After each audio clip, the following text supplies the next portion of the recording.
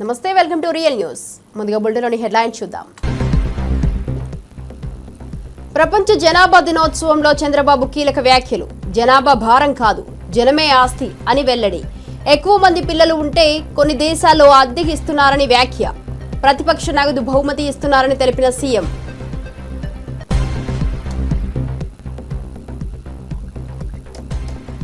తిరుమల శ్రీవారిని దర్శించుకున్న బండి సంజయ్. టీటీడీలో 1000 మందికి పైగా అన్యమతస్థులకు ఉద్యోగాలు ఎలా ఇచ్చారని ప్రశ్న. వారిని ఉద్యోగాల నుంచి వెంటనే తొలగించాలని డిమాండ్.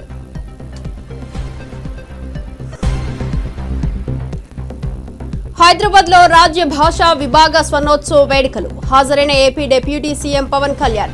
హిందీ దేశ భాష అని వెల్లడి. హిందీ నేర్చుకుంటే మరింత బలపడతామని స్పష్టీకరణ.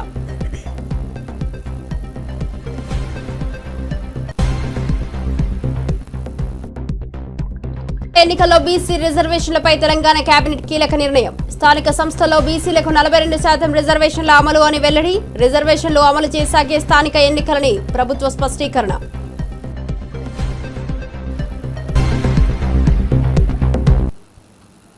డీటెయిల్ చూస్తే కాళేశ్వరంపై సంచలన వ్యాఖ్యలు చేసిన హరీష్. కాళేశ్వరం బిల్లు వివాదంపై మంత్రి హరీష్ రావు స్పందించారు. తన దగ్గర ఉన్న పూర్తి సమాచారం అన్ని ఆధారాలతో సహా కమిషన్కు అందించారని తెలిపారు. బ్యారేజ్లపై 6 సార్లు కేబినెట్, 3 సార్లు శాసనసభ ఆమోదం పొందిందని స్పష్టం చేశారు. ప్రభుత్వ నివేదికలు తమకు ఇవ్వాలని కోరినట్లు చెప్పారు.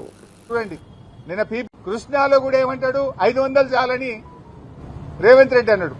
ఉత్తమ్ కుమార్ రెడ్డి నిన్న మాట్లాడినప్పుడు ఏమన్నాడో చూడండి. నిన్న పీపీటీలో ఉత్తమ్ కుమార్ రెడ్డి ఏమంటాడు, 573 టీఎంసీల కోసం ట్రిబ్యునల్ ముందు మా న్యాయవాదులు వీరోచిత పోరాటం చేస్తుండ్రు అన్నాడు. నేను రేవంత్ రెడ్డి అజ్ఞాని అనుకున్నా గానీ ఉత్తమ్ కుమార్ రెడ్డి కూడా ఇంత పైలట్ చదువుకున్నోడివి, కనీసం 20 నెలలైంది నువ్వు నీళ్ల మంత్రి అయి, గది కూడా అవగాహన తెచ్చుకోకపోతే నేను బాధపడతా ఉన్నా, చింతిస్తా ఉన్నా. ఎందుకు ఈ మాట అంటున్నా అంటే, ట్రిబ్యునల్ ముందు మన అడ్వకేట్లు 763 టీఎంసీలకు వాదనలు వినిపిస్తున్నారు. తెలంగాణ హక్కు 763 టీఎంసీలని ట్రిబ్యునల్ ముందు కృష్ణానది హక్కుల కోసం మన న్యాయవాదులు, మన ఇరిగేషన్ శాఖ పోరాటం చేస్తే 500 చాలని ముఖ్యమంత్రి అంటాడు, 573 చాలని నీళ్ల మంత్రి అంటాడు. మీరు అసలు ఏం మాట్లాడుతున్నారు అంటే, మీ మాటలు ఈ రాష్ట్ర ప్రయోజనాలకు గొడ్డలు పెట్టు. నష్టం జరుగుతాయి ఈ రాష్ట్రానికి, అన్యాయం చేస్తా ఉన్నారు ఈ రాష్ట్రానికి. ఏంది మీరు అసలు చంద్రబాబు నాయుడు చెప్పినట్టు పనిచేస్తుండ్రా, ఈ రాష్ట్రం కోసం పనిచేస్తుండ్రా?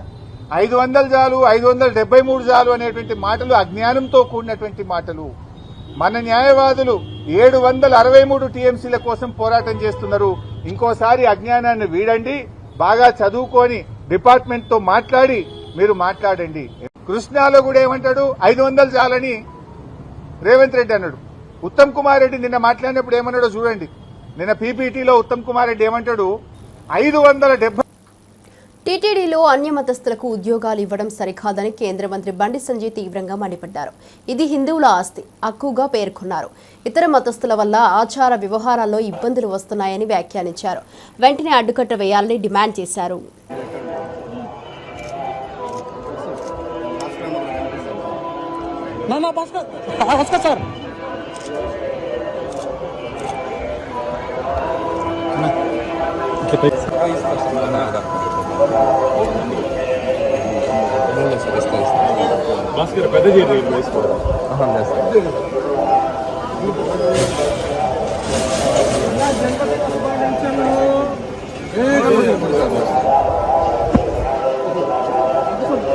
పెద్ద ఫోటో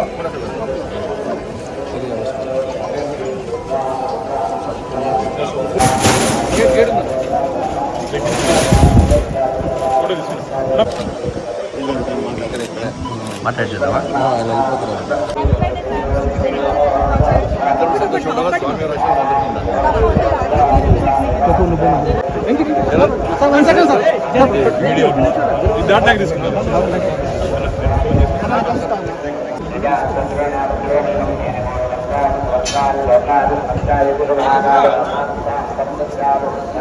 కార్లో మెట్లు దిగి చెప్పేసి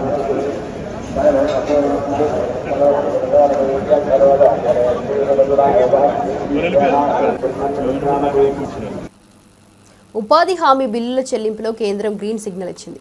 గత వైసీపీ సర్కార్ సమయంలో నిలిపిన 3.5 లక్షల పనులకు బిల్లులు ఇవ్వాలని అంగీకరించింది.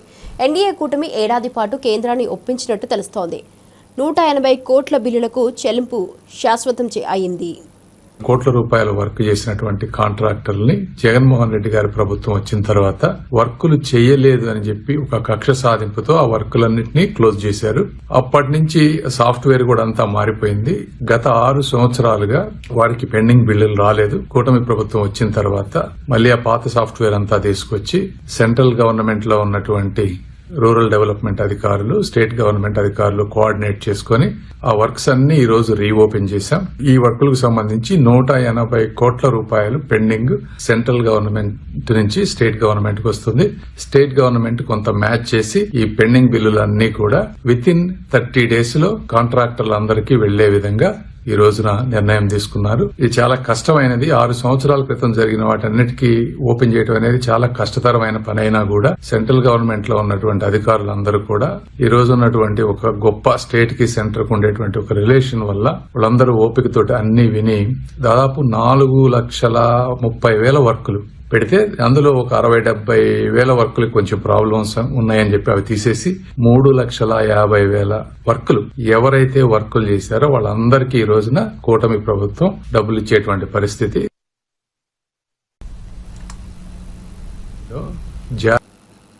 వైఎస్ జగన్ ప్రజాపక్ష నేత అని, ఎల్లప్పుడూ బాధ్యత ఉన్న నాయకుడని వైఎస్ఆర్ గుర్తు చేస్తూ వైఎస్ఆర్ కుటుంబంపై ఎల్లో మీడియా అవాస్తవాలు ప్రచారం చేస్తోందని కాసు మహేష్ రెడ్డి ధ్వజమెత్తారు.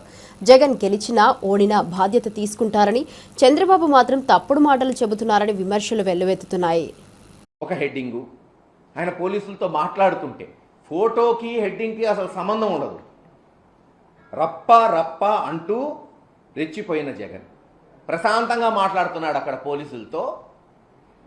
వీళ్ళు మటుకు వీళ్ళేదో విన్నట్టు పక్క నుండి విలేకరులు వీళ్ళకే వినపడేటట్టు, మరి అక్కడ ఇన్ని కెమెరాలు ఉన్నాయి, ఇన్ని మైకులు ఉన్నాయి, వాళ్ళెవ్వరికీ వినపడింది, వీళ్ళొక్కళ్ళకి వినపడిందంట. పోలీసుల్ని నరికేయండ్రా అంటూ ఎస్పీతోనే మాట్లాడుతున్నాడు. జగన్మోహన్ రెడ్డి గారి ఫోటో చూడండి, హెడ్డింగ్ చూడండి. మాట్లాడుతుందేమో అక్కడ ఉన్న ఒక ఆఫీసర్తో, దాని మీద హెడ్డింగ్ ఏమో పోలీసులు నరికేయండ్రా అంటే పోలీసులకే చెప్తాడా? ఏమయ్యా అబద్ధం ఆడితే అతికినట్టన్నా ఉండాలి బాబు. కనీసం చంద్రబాబు నాయుడు గారి దగ్గర మీరు పనిచేస్తూ వాళ్ళ కొరకు మీరు ఇన్ని పత్రికలు రాస్తూ అదన్నా ట్రైనింగ్ తీసుకోవాలి కదా. ఎన్టీ రామారావు గారిని దించేసి వెన్నుపోటు పొడిచేసి ఎన్టీ రామారావు గారి తప్పు చేసినట్టు చూపెట్టాడు. అది కూడా మీరు నేర్చుకోకపోతే అట్లా ఆ స్కూల్లో చదువుకుంటూ ఇష్టం వచ్చినట్టు పోలీసులే నరికేస్తారా? ఎవరన్నారు? ఏం గతంలో మాజీ ముఖ్యమంత్రులు, ప్రతిపక్ష నాయకులు పోలేదా? ప్రదర్శనలు చేయలేదా? ప్రభుత్వాలను నిలదీయలేదా? ఎప్పుడన్నా ఇలా రాశారా పత్రికలు? లేరు. ఇన్ని ఆంక్షలు పెట్టారా? సత్తెనపల్లి వస్తేమో 100 కార్లతో పోవాలంట. చిత్తూరు జిల్లాలో మామిడి రైతులు కొరకపోతే 500 మందే పోవాలంట. ఒక మాట బానే అన్నాడు అచ్చెన్నాయుడు గారు, వస్తున్న వ్యక్తి మామూలు వ్యక్తి కాదని. మేము అదే చెప్తున్నాం. ఇప్పటికన్నా గ్రహించండి జగన్మోహన్ రెడ్డి గారి బలగం. ప్రతిపక్షమా పాలకపక్షమా కాదు, ప్రజల పక్షాన నిలబడిన వాడు నాయకుడు. ప్రజల గుండెల్లో చిరస్థాయిగా నిలబడిపోతాడు. అదే రాజశేఖర రెడ్డి గారు, ఈరోజు జగన్మోహన్ రెడ్డి గారు. చంద్రబాబు నాయుడు గారికి పరిపాటి అయిపోయింది. గెలిస్తే తన గొప్ప, ఓడిపోతే ఎమ్మెల్యేలు, మంత్రులు. అందుకేగా ఇప్పుడు ప్రిపేర్ చేస్తున్నారు గ్రౌండ్. మంత్రులపై అసహనం, ఎమ్మెల్యేల మీద అసహనం, వ్యతిరేకత తెలిసిపోయింది. సంవత్సరంలో ఎంత వ్యతిరేకత వచ్చిందో వాళ్ళ సర్వేలు కూడా చెప్తున్నాయి. కాబట్టి గ్రౌండ్ ప్రిపేర్ చేసుకుంటున్నారు ఎవరిని బలిపశువు చేయాలని. గడిచిన 30-40 సంవత్సరాలు ఎలక్షన్స్ చూస్తున్నా, రాజకీయాలు చూస్తున్నా, ఇద్దరు నాయకులు అధికారంలో ఉన్నప్పుడు గెలిచినా ఓడినా నాదే బాధ్యత అన్నారు. ఇద్దరు నాయకులు, డాక్టర్ వైఎస్ రాజశేఖర రెడ్డి గారు, జగన్మోహన్ రెడ్డి గారు. అది బాధ్యత. అంటే గెలవచ్చు, ఓడచ్చు, అనేక కారణాలు ఉంటాయి, కానీ బాధ్యత తీసుకోవాలి కదా.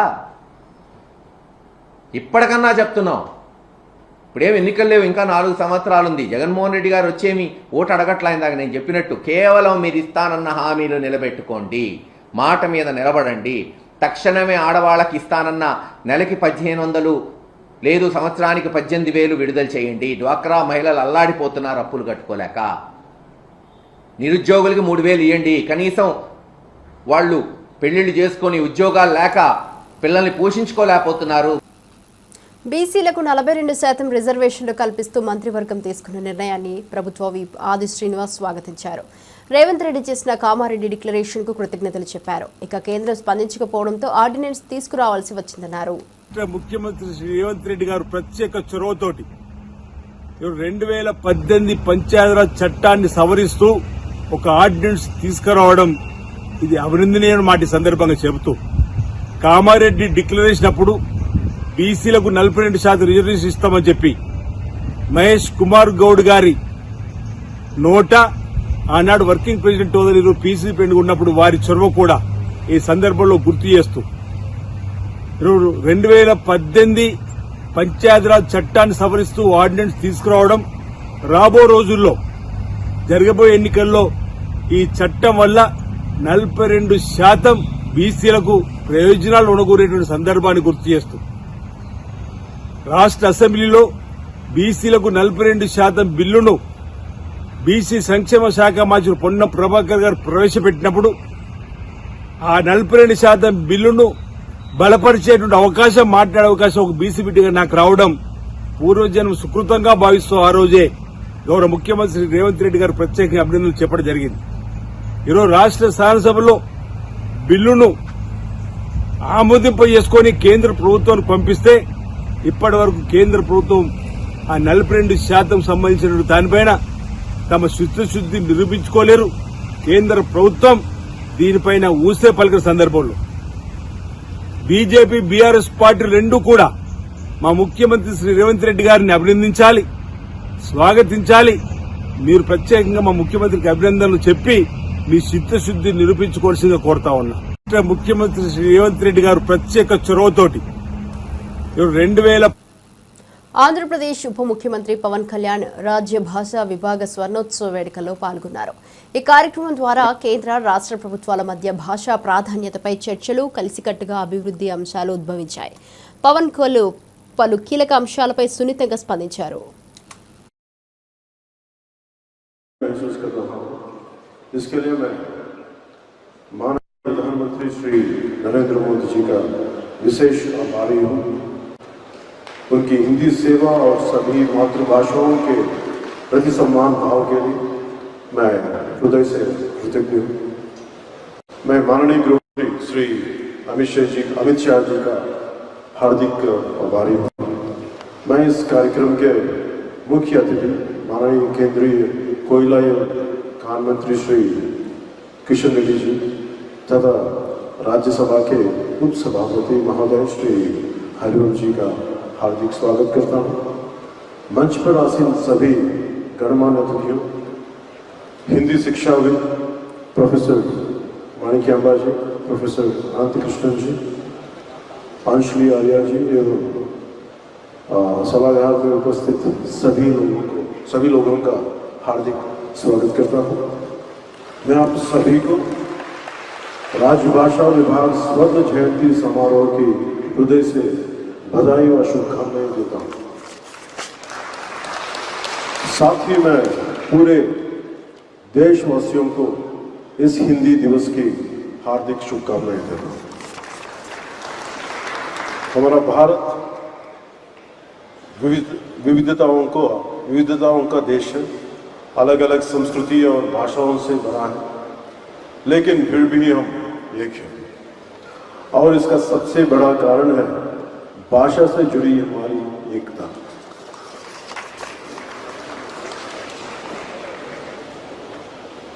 वो कहते हैं ना, कोस कोस पर बदले पानी, 4 कोस पे वाणी.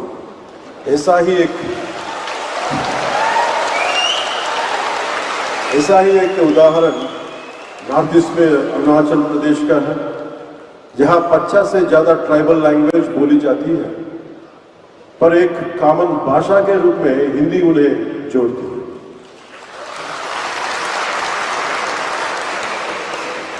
हिंदी से जुड़ा एक కాకినాడ జీజీహెచ్లో 15 మంది యువకులు మద్యం మత్తులో ప్రవేశించి గాయపడ్డ యువకునిపై దాడి చేశారు. 2 వర్గాల మధ్య ఘర్షణ తర్వాత ఆసుపత్రిలో వాగ్వాదం, భయోందరణ చోటు చేసుకుంది. పోలీసులు యువకులను అదుపులోకి తీసుకున్నారు.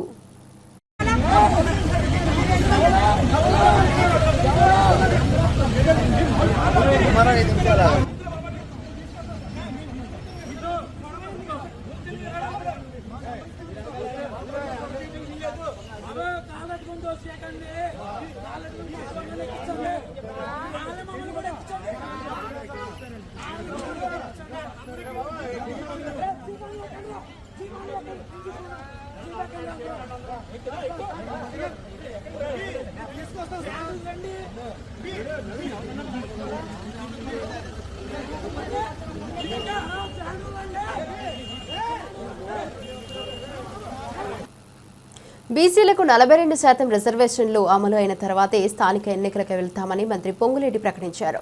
2018 చట్ట సవరణ, కులగణన పూర్తి వంటి అంశాలపై సమీక్ష చేశామని వెల్లడించారు. దేశానికి ఆదర్శంగా తెలంగాణ నిలిచిందన్నారు. విధి విధానాలన్నీ ఈ మధ్యనే రాష్ట్ర ఆనరబుల్ హైకోర్టు కూడా డైరెక్షన్ ఇచ్చింది. 3 నెలల్లో ఎన్నికల్లో స్థానిక సంస్థల ఎన్నికల కంప్లీట్ చేయాలని వడివడిగా మాటలతో కాకుండా చిత్తశుద్ధితో లీగల్ గా అడ్వకేట్ జనరల్ గారు లాంటి అనుభవజ్ఞుల సూచనలు సలహాలు తీసుకొని ఈ ప్రభుత్వం ఏదైతే డెడికేషన్ కమిషన్ వేశారో వారి ద్వారా రిజర్వేషన్లు ఇతరత్ర ప్రాసెస్ చేస్తూ ఇందిరమ్మ ప్రభుత్వము ఇచ్చిన మాట ప్రకారం 42% బీసీ సోదరులకి రిజర్వేషన్ ఇస్తూ స్థానిక సంస్థల ఎన్నికలకు పోవాలని నిర్ణయించినందుకు దాని మీద మా బీసీ మంత్రులు మళ్ళీ నేను మాట్లాడిన తర్వాత వారు కూడా మాట్లాడతారు. విధి విధానాలన్నీ ఎమ్మెల్యే కేటీఆర్ కు ప్రతిపక్ష హోదా లేదని ఛాలెంజ్ చేయాలంటే కేసీఆర్ చేయాలని ఎంపీ చామల కిరణ్ కుమార్ రెడ్డి విమర్శించారు. రేవంత్ స్థాయిలో కేటీఆర్ కాదని స్పష్టం చేశారు. దమ్ముంటే అధికార ప్రతిపక్ష హోదా తెచ్చుకోవాలని అన్నారు. ఈ మాయదారి మాటలు చెప్తున్నటువంటి కేసీఆర్ కుటుంబం మాయల పడకుండా అసలు మన దక్షిణ తెలంగాణలో మనం కృష్ణా జలాల మీద 299 కాదు మనకు రావాల్సినటువంటి భాగం కోసం 1 ఫైట్ చేయాలి. 2 మరి తీసుకున్న నీళ్లను ఎక్కడ దాచిపెట్టాలి, ఎన్ని ట్యాంకులు కట్టుకోవాలి, ఎన్ని రిజర్వాయర్లు కట్టుకోవాలనే దాని మీద చర్చ జరగాల్సిందే. అయ్యాల 2 లక్షల కోట్లు ఖర్చు పెట్టినటువంటి కేసీఆర్ కేవలం ఉత్తర తెలంగాణలో కాళేశ్వరం మీద పెట్టింది తప్ప సగం పనులు కంప్లీట్ అయిపోయినటువంటి ఎస్ఎల్బిసి టన్నల్ కానీ సగం పనులు కంప్లీట్ అయిన జూరాల ఈ కింద ఉన్నటువంటి పాలమూరు రంగారెడ్డి ప్రాజెక్టుల మీద కనుక ఒక 5-6 వేల కోట్లు ఖర్చు పెట్టినా కానీ లక్షల ఎకరాల నీళ్లు ఈ రోజు లక్షల ఎకరాలకు నీళ్లు వచ్చేది. మనకు కృష్ణా జలాలను కాపాడుకునే ప్రయత్నం చేద్దు. కానీ రాజకీయాలే చేయాలని మళ్ళీ మొదలు తెరలేపిరు. తెలంగాణ ప్రజలు అప్రమత్తంగా ఉండాలి. కేటీఆర్ కి నేను ఒక్కటే చెప్తున్నా, కేటీఆర్ నీవు ఆఫ్టర్ ఆల్ ఎమ్మెల్యేవు, ముఖ్యమంత్రిని ఛాలెంజ్ చేయాలంటే కేవలము మీ నాయన అపోజిషన్ లీడర్ గుండి ఛాలెంజ్ చేయాలి. మీ నాయనకు ఆరోగ్యం బాగాలేకపోతే ముఖ్యమంత్రి చిన్నోడు కాబట్టి వయసులో మీ నాయనకు మర్యాద ఇస్తూ సీనియర్ గా 10 ఏళ్ళ ముఖ్యమంత్రి ఉండు కాబట్టి ఫామ్ హౌస్ కే వచ్చి చర్చ చేద్దామంటుడు. మీరు ఊకేనే నువ్వేదో ముఖ్యమంత్రి అయితా అని పగటి కలలు కానీ ఊకే వచ్చి ప్రెస్ మీట్లు పెట్టి ముఖ్యమంత్రిని ఛాలెంజ్ చేస్తే ముఖ్యమంత్రి అయితా అన్న పిచ్చి ఆలోచనలకు వెళ్ళి బయటకు వచ్చి నువ్వు ఫస్ట్ మీ నాయన ఒకవేళ రాలేను, నేను చర్చలు కూడా పాల్గొనలేను, నాకు ఓపిక లేదని చెప్తే నువ్వు పోయి మీ నాయన దగ్గర ప్రతిపక్ష హోదా ఈ మాయా. ఆంధ్రప్రదేశ్ సచివాలయం సమీపంలో జరిగిన ప్రపంచ జనాభా దినోత్సవ వేడుకలకు ముఖ్య అతిథిగా సీఎం చంద్రబాబు హాజరయ్యారు. జనాభా సవాళ్లపై ప్రభుత్వ చర్యలు, విద్య, ఆరోగ్యంపై ఆయన కీలక సూచనలు చేశారు.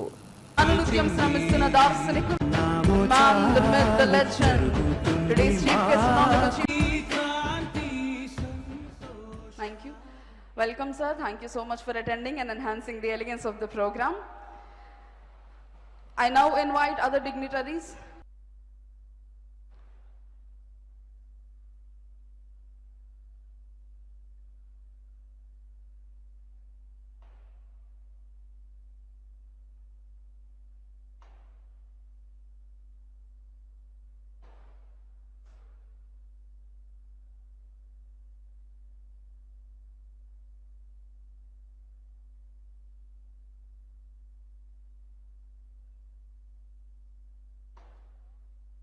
చూస్తే పిల్లలు స్కూల్ వెళ్ళే వరకు చైల్డ్ కేరే సేవలు అందిస్తుంది.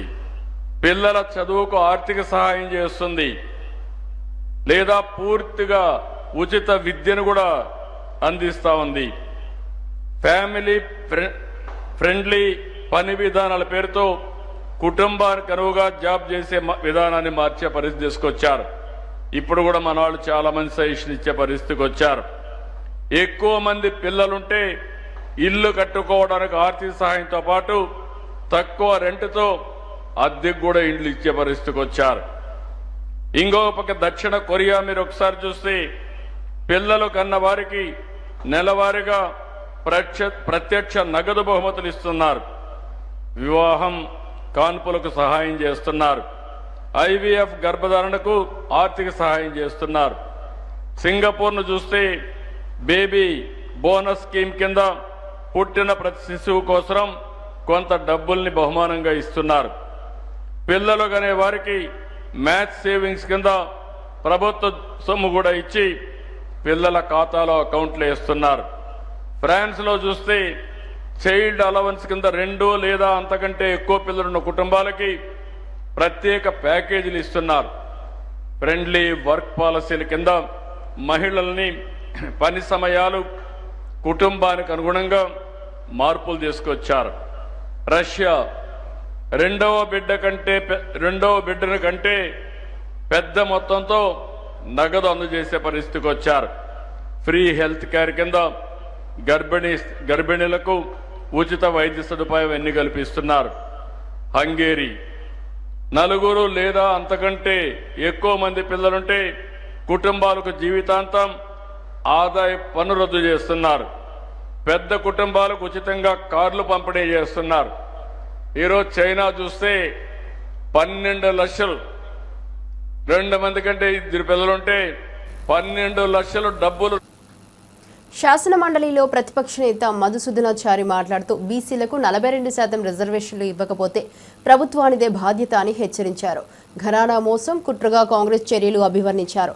కోటా అమలు చేయకపోతే ఉద్యమాలు తప్పవని చెప్పారు. ఓట్లు కొల్లగొట్టడం కోసం ఆ రోజు ఇచ్చినటువంటి హామీ మేము అధికారంలోకి వస్తే 42% రిజర్వేషన్లు అమలు చేస్తామనేటువంటి హామీ. ఈ 2 సంవత్సరాల కాలం దాదాపు కాంగ్రెస్ అధికారంలోకి వచ్చి 20 మాసాలు గడుస్తూ ఉన్నది.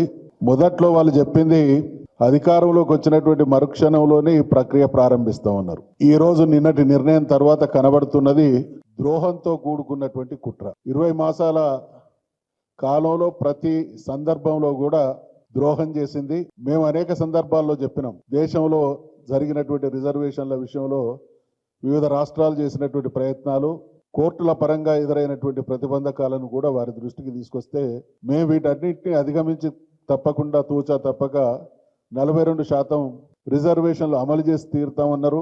శాసన మండలి శాసనసభల్లో బిల్లును పాస్ చేసుకున్నప్పుడు కూడా అనుసరించాల్సినటువంటి విధానం గురించి మా సలహాలు కూడా ఇవ్వడం జరిగింది. కాంగ్రెస్ పార్టీ రాష్ట్రంలో అధికారంలో ఉంది. ఏం చేసిండ్రు ఈ 3 మాసాల కాలంలో? కాంగ్రెస్ పార్టీ పరమైనటువంటి ఎంపీల సమావేశాలు ఏర్పాటు చేసి ఢిల్లీ పైన కేంద్రం పైన ఒత్తిడి తీసుకొచ్చేటువంటి ప్రయత్నం ఏమైనా చేసిందా అంటే తూతూ మంత్రంగా ఇవాళ జరిగింది, నిన్న జరుగుతున్నది అంతా కూడా బీసీలకు ద్రోహం చేసేటువంటి దుర్మార్గపు వైఖరే కాంగ్రెస్ పార్టీ వైఖరిగా కనబడుతున్నటువంటి సందర్భంగా బీఆర్ఎస్ పార్టీగా మేము ముక్త కంఠంతో డిమాండ్ చేస్తున్నాం. మీరిచ్చినటువంటి హామీని అమలు చేయమంటున్నాము. మేమేం కొత్త కోరికలు కోరట్లేదు. మీరు తెలిసి కావాలని. కాంగ్రెస్ పార్టీ అంటే దేశాన్ని సుదీర్ఘకాలం పాలించినటువంటి పార్టీ. న్యాయపరమైనటువంటి చిక్కులు ఎదురైనప్పుడు ఏ రకంగా అధిగమించాలి అనేటువంటి విషయంలో సుదీర్ఘమైనటువంటి అనుభవం ఉండి మళ్ళీ మీనమేషాలు లెక్క పెడుతూ బీసీలకు ద్రోహం చేసేటువంటి చర్యలు కనబడతా ఉన్నాయి. కాబట్టి బీసీ కమిషన్ వేసిండ్రు. కాంగ్రెస్ ప్రభుత్వం బీసీలను మోసం చేస్తోందని విమర్శలు వెల్లువెత్తుతున్నాయి. కేంద్రం వద్ద బీసీ బిల్లుపై ఎలాంటి చర్చలు జరగలేదని ఆరోపిస్తున్నారు. 9వ స్కెడ్యూల్లో పెట్టకుండా రిజర్వేషన్ల అమలు ఎలా సాధ్యమని ప్రశ్నలు తలెత్తాయి. చట్టబద్ధత లేనిదే అమలు జరగదని తేల్చేశారు. డెడికేటెడ్ కమిషన్ వేసి ఆ తర్వాత అసెంబ్లీలో పెట్టలేదని మేమందరం కూడా అన్ని సంఘాలు మేమందరం కొట్లాడితే అసెంబ్లీ పెట్టింది. అసెంబ్లీ పెట్టినప్పుడు మా పార్టీ తరఫున పూర్తి మద్దతు. మీరు ఏ పోరాటం అయినా చేయండి, ఇక్కడ చేయండి, ఢిల్లీ కూడా వస్తాం, మీతో పాటు అఖిలపక్షాన్ని తీసుకెళ్ళండి, ప్రధానమంత్రిని కలుద్దాం, తమిళనాడు తరహా మనం సాధించుకుందామని చెప్పిన తర్వాత ఒక్కరోజు కూడా మరి ప్రధానమంత్రిని కలవలేదు, రాష్ట్రపతిని కలవలేదు. హడావుడి చేసింది తప్ప ప్రయత్నం చేసినట్టు తెలంగాణలో ఒక చిన్న పిల్లననే చెప్తారు. ఢిల్లీలో పోయి 42% గురించి ఏమైనా అడిగినరా చేసిందంటే అడగంది ఎవరు, అమ్మ కూడా అన్నం పెట్టదు. మరి ఈరోజు సడన్గా క్యాబినెట్ సమావేశాలు పెట్టి గవర్నర్ ఆర్డినెన్స్ అంటున్నారు. ఇదే గవర్నర్ గారు రాష్ట్రపతికి పంపిండు, అక్కడ పెండింగ్లో ఉంది. మళ్ళీ మీరు ఇప్పుడు ఆర్డినెన్స్ అని చెప్తున్నారు. ఆర్డినెన్స్ జియో ఇచ్చి ఆర్డినెన్స్ ద్వారా తెస్తామంటున్నారు. గతంలో 2018లో 396 జియో ద్వారా 34% పెంచి ఇదే మేము గవర్నర్ ద్వారా మేము రిజర్వేషన్ ఇచ్చి పెంచి ఇద్దామనే ప్రయత్నం చేస్తే స్వప్నారెడ్డి అనే ఒక పిటిషనర్ హైకోర్టులో వేసి కొట్టేశారు. ఈ 396 మీలాగా మేము ఇచ్చిన జియో ఆల్రెడీ కొట్టేయంగా సుప్రీంకోర్టుకి వెళ్తే సుప్రీంకోర్టు కూడా మీరు విత్డ్రా చేసుకుంటారా అని చెప్పి బెదిరించి విత్డ్రా చేయించుకోగా, మహారాష్ట్రలో కూడా సేమ్ జియో ఇస్తే ఎలక్షన్ నోటిఫికేషన్ తర్వాత కూడా రద్దు చేయంగా, మీ కళ్ళ ముందర కనిపించంగా, తమిళనాడులో 3 సార్లు ఆంక్షలు పెట్టంగా మళ్ళీ విత్డ్రా చేయంగా, పాట్నాలో దేశంలో అనేక రాష్ట్రాల్లో బీసీలకు రిజర్వేషన్ ఇస్తామని చెప్పి అన్నీ కూడా కోర్టు నుంచి ఫెయిల్ అయిన అన్ని అనుభవాలు పెట్టుకొని మీరోజు చట్టబద్ధతతో ఇస్తామని చెప్పి హామీ ఇచ్చి ఏ చట్టబద్ధత మరి చట్టబద్ధత లేదనుకొని అసెంబ్లీలో పెట్టినరా, కమిషన్ వేసినరా? ముందే మీరు ఇమీడియట్గా 6 నెలల లోపల జియో తీసుకొని జియో ఇష్యూ చేసి కోర్టుల మీద కొట్టేస్తే అప్పుడు మీరు అసెంబ్లీ ప్రాసెస్ చేసి అక్కడి నుంచి పంపించాలి. కానీ మీరు పైకి వెళ్ళి రివర్స్ మళ్ళీ బీసీ రిజర్వేషన్లపై వకులాభరణం ఘాటు వ్యాఖ్యలు చేశారు. ఇక రాష్ట్రంలో బీసీలకు 42% రిజర్వేషన్ల విషయంలో ప్రభుత్వం నిజంగా ప్రేమ చూపించాలని బీఆర్ఎస్ నాయకులు వకులాభరణం కృష్ణమోహన్ రావు డిమాండ్ చేశారు. రీసర్వే నిర్వహించి స్వతంత్ర కమిషన్ ద్వారా అధ్యయనం చేయించాలని, కాంగ్రెస్ ప్రభుత్వం చెప్పిన ప్రకారమే చేస్తే ప్రజలు గందరగోళానికి లోనవుతారని విమర్శించారు. కాంగ్రెస్ ప్రభుత్వం చేసిన సర్వే తప్పు అని స్పష్టంగా చెబుతున్నామన్న వకులాభరణం ప్రభుత్వ తీరును గోల్మాల్గా అభివర్ణించారు. 42% రిజర్వేషన్లకు తమ సంపూర్ణ మద్దతు ఉంటుందని స్పష్టం చేస్తూ ఎన్నికల ఆలస్యం చేస్తున్నారని, బీసీలను మోసం చేస్తున్నారు. ఇక రిజర్వేషన్లు అమలైన తర్వాతే స్థానిక సంస్థల ఎన్నికలు నిర్వహించాలని డిమాండ్ చేశారు. ఈ వ్యాఖ్యలతో బీసీ రాజకీయాలు తెలంగాణలో మరింత వేడెక్కుతున్నాయి. ఒక జడ్జిమెంట్ వచ్చింది కాబట్టి మీరు రాష్ట్రపతి గారి దగ్గరికి వెళ్ళి మీరు అఖిలపక్షాన్ని కల్పించి లేకపోతే ఏం లోటుపాట్లు ఉన్నాయనేది చెప్పి ఆ బిల్స్ తీసుకొచ్చే ప్రయత్నం అనే చేయాల్సి ఉండే, లేదా రాజ్యాంగ నిపుణులతో మాట్లాడండి. మరి డీమ్డ్ అసెంట్ అవుతుందా? అవుతే తీసుకొచ్చి వెంటనే మరి జీవోలు ఇచ్చేసి ఎలక్షన్లకు పోండి, 42% ఇవ్వండి. మీరు అసెంబ్లీ జరుగుతున్నప్పుడేమో అవన్నీ చేయరు, అసెంబ్లీలో ఏది టేబుల్ చేయరు, ప్రజలకు ఏది స్పష్టంగా చెప్పరు, అన్ని పద్ధతులు తప్పు పాటిస్తారు, చట్టబద్ధంగా రాజ్యాంగబద్ధంగా ఉన్నాయని తప్పులు పట్టించి ఇవాళ మీరు ఏం చేయాలనుకుంటారు? బీసీలకు మోసం చేయడం తప్ప, దగా చేయడం తప్ప, ఇది గరానా మోసం తప్ప మరొకటి కాదు. కాబట్టి దీని మీద మళ్ళీ మనం తప్పనిసరిగా మళ్ళీ అన్ని విషయాలు చర్చించుకుందాం. కానీ ఇవాళ రాష్ట్ర ప్రభుత్వం బీసీలకు మోసం చేసుడు పనిచేసి 42% ఎట్లు ఇస్తారని ఇప్పటికైనా రాజ్యాంగ నిపుణులతో మాట్లాడండి. మీరు చట్ట సవరణ ఎట్లా చేస్తారో చాలా స్పష్టంగా మీరు ప్రజలకు చెప్పండి. మేము ఇవాళ అంటున్నాం, నీ డెడికేటెడ్ కమిషన్లు రాంగు, నీ ప్రణాళిక విభాగం చేసినటువంటి సర్వే తప్పు, అది ఎక్కడా నిలబడదు. కాబట్టి నువ్వు ఇవాళ ఇప్పటికైనా రియలైజ్ అయ్యి ఈ రేవంత్ రెడ్డి గారి ప్రభుత్వానికి కనుక బీసీల మీద ప్రేమ ఉంటే మీరు మళ్ళీ మొత్తం రీస్కెడ్యూల్ చేసుకోండి విషయానంతా కూడా. మళ్ళీ ఆర్టికల్ 340 ప్రకారమా, లేదా కమిషన్ ఆఫ్ యాక్ట్ 1952 ప్రకారమా, లేకుంటే స్టాటిస్టికల్ యాక్ట్ 2008 ప్రకారమా ఓ కమిషన్ వేయండి, మళ్ళీ సర్వే చేయించండి. నువ్వు సర్వే చేసి కమిషన్లకు ఇస్తే, కమిషన్ చేస్తే కంటెంపరానియస్ కాదు. కమిషన్ తన యొక్క మేధస్సును ఉపయోగించి ఎక్స్పర్ట్స్ని పెట్టుకొని తనదైనటువంటి పద్ధతిలో కమిషన్ స్వతంత్రంగా నివేదిక ఇవ్వాలి. నువ్వు ఇచ్చినటువంటి లెక్కల ప్రకారం ఇవ్వడం అనేటువంటిది ఉండదు. ఇవాళ మేము ఇంకోటి ప్రశ్నిస్తా ఉన్నాం. ఇది జరుగుతుండగా జస్టిస్ సుదర్శన్ రెడ్డి కమిటీ అనేది ఒకటి కొత్తగా వచ్చింది. ఇప్పుడు నీ సర్వే రిపోర్టే తప్పు అని మేమంటుంటే, నీ ప్రభుత్వం చేసే అధికారం లేదని మేమంటుంటే, నువ్వు జస్టిస్ సుదర్శన్ రెడ్డి గారి కమిటీ ఎక్కడిది? ఈ సుదర్శన్ రెడ్డి గారి కమిటీ ఏ జీవో ద్వారా వచ్చింది? దానికి ఇచ్చిన టర్మ్స్ ఆఫ్ రిఫరెన్స్ ఏమిటి? కాబట్టి ఇదంతా కూడా గోల్మాల్ చేసేటటువంటి ప్రయత్నం చేస్తున్నారు. ఇవి ఇప్పటివరకు నా బులెటిన్ అప్డేట్. చూస్తూనే ఉండండి రియల్ న్యూస్.